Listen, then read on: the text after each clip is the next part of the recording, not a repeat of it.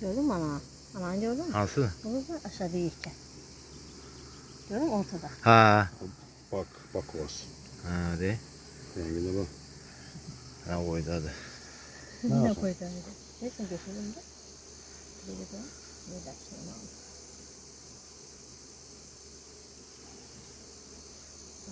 Bu damlama.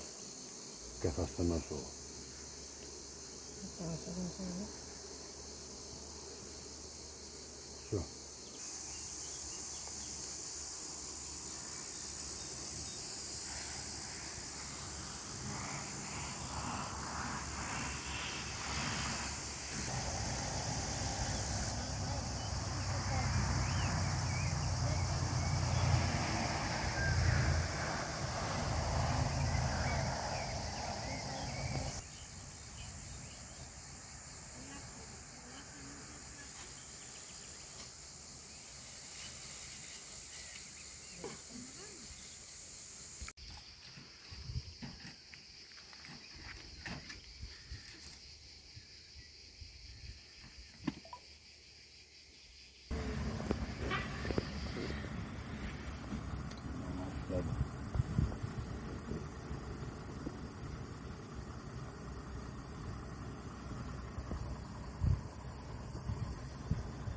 Yoktur bu.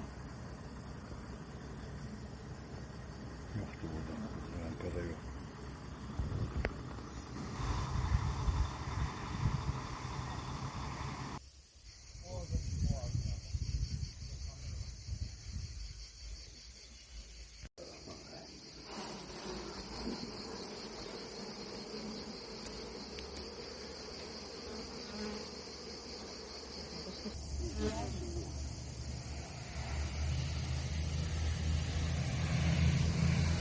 Ha bak bu var ya bu teze çıktı rengine bir tane bak.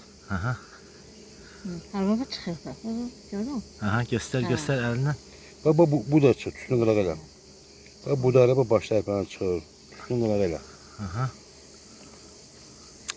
O teze dünyaya gəlir bal daşıyası qüvvə. Ablar da.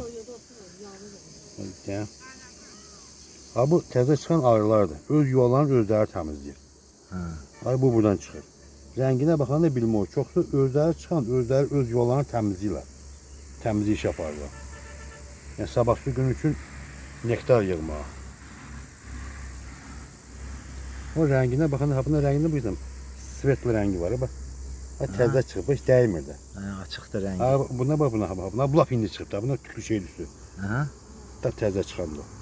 Ora çıxır hamısı.